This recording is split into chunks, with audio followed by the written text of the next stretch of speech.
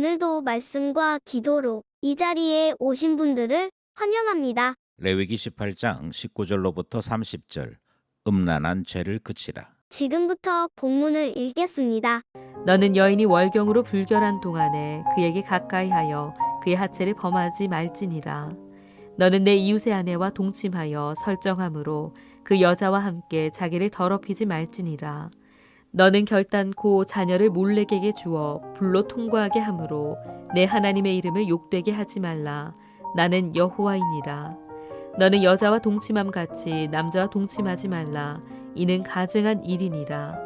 너는 짐승과 교합하여 자기를 더럽히지 말며 여자는 짐승 앞에 서서 그것과 교접하지 말라. 이는 문란한 일이니라.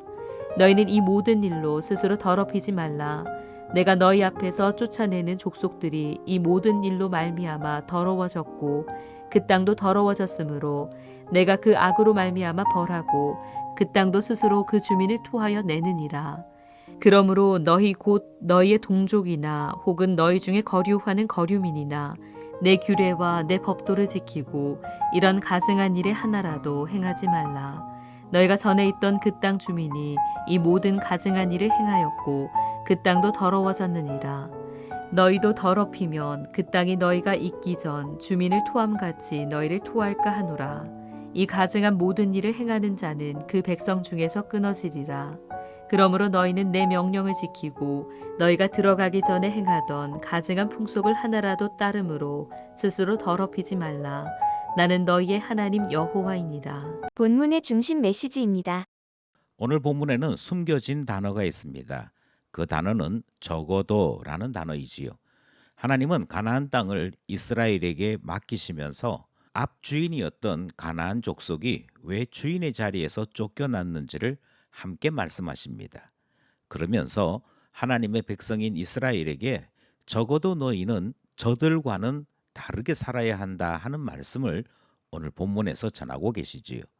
오늘 본문 말씀은 도덕법이면서 동시에 사회법의 성격을 지니고 있습니다. 본문을 살펴보겠습니다. 첫 번째 문단은 19절로부터 21절입니다. 이 문단에는 세 개의 죄를 조심하라 하시는 말씀이 기록되어 있습니다. 먼저는 불결기에 해당되는 월경하는 여인을 범하지 말라 하시는 말씀을 우리에게 가르쳐주고 계시지요. 이것은 여인들에 대한 건강과 안녕에 대한 경계의 말씀이라 그렇게 여길 수 있습니다. 두 번째는 이웃의 아내를 범하지 말라 하시는 말씀인데요. 이 말씀은 이스라엘 백성이 하나님의 자녀로서 도덕을 지키고 살아야 할 것을 말씀하시는 동시에 사회법을 말씀하시는 내용입니다. 마지막으로 자녀를 암몬 사람들의 신 몰렉에게 제물로 바치는 행동 따라하지 말라 하시는 말씀을 하고 계시죠. 이건 역시 도덕법이면서 제사법에 대한 말씀입니다.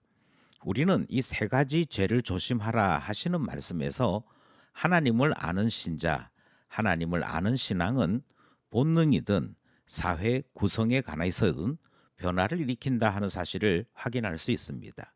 본능상 범죄하기 원하는 마음이 있으나 하나님 자녀에게 주신 말씀으로 말미암아 스스로 금하고 하나님 나라를 세우는 일 행할 것을 가르치는 첫 번째 문단 말씀이지요.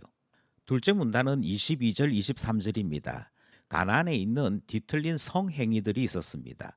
이 둘째 문단은 바로 그 뒤틀린 성행위들에 대해 엄중한 경계의 말씀을 우리에게 주고 있습니다. 가장 대표적인 것 두 가지가 하나는 동성애이고 하나는 짐승과 교합하는 수간에 대한 경계의 말씀입니다. 이것이 둘째 문단 내용입니다. 마지막 셋째 문단은 24절로부터 30절입니다.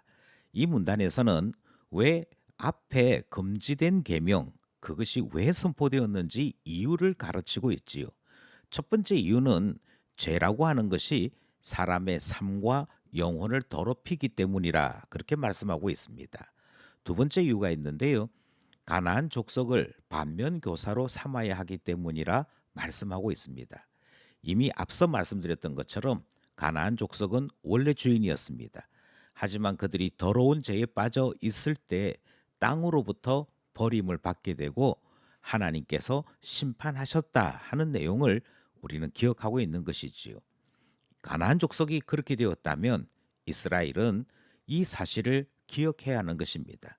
그리고 교훈으로 삼아서 적어도 이스라엘은 가나안 족속과는 다른 삶을 살아야 한다 하는 것이지요. 그럼에도 만약 이스라엘이 가나안 족속을 따라 행한다면 가나안 족속이 당면했던 그 운명, 그 결과를 똑같이 당하게 될 것이라 주님께서 경고하시는 말씀이 오늘 마지막 문단에 포함된 말씀입니다. 우리는 오늘 본문 말씀을 통해서 죄는 본성과 결탁된 것을 확인할 수 있었습니다. 그러니까 가만히 내버려 두면 모든 사람들은 죄 짓는 일을 쉽게 여기고 또 죄에 빠지기를 잘한다 하는 것이지요. 왜냐하면 우리 본성이 그만큼 타락했기 때문입니다. 죄를 짓지 않겠다라고 하는 말은 죄와 싸우겠다 하는 내용이 포함되어야 하는 것이고요. 그래야만 본성을 뛰어넘어 하나님의 계명의 말씀대로 순종하고 살 수 있는 것이지요. 두 번째로 우리는 오늘 본문 말씀을 통해서 역사와 하나님의 섭리를 분명하게 기억해야 되는 것, 공부해야 되는 것을 확인하게 되었습니다. 가나안 족속은 왜 멸망을 받았는가? 주님께서 기억하라 하십니다. 그리고 이것을 통해 하나님 나라 백성은 어떻게 살아야 하는지 깨달아야 한다 말씀하고 있습니다. 마지막으로 오늘 본문 말씀에서 우리는 죄가 무서운 전파력을 가지는 것을 확인할 수 있었습니다. 가나안 족속이 남겨놓은 그 죄를 이스라엘 백성이 그대로 따라하기 때문이지요. 참 신기한 것은 죄는 쉽게 전파됩니다. 반면에 선한 일은 사람들이 관심을 가지지 않습니다. 그러나 하나님은 적어도 하나님의 사람들은 세상 사람들과는 달라야지 라는 말씀으로 오늘 본문 말씀을 우리에게 선포하시는 것이지요.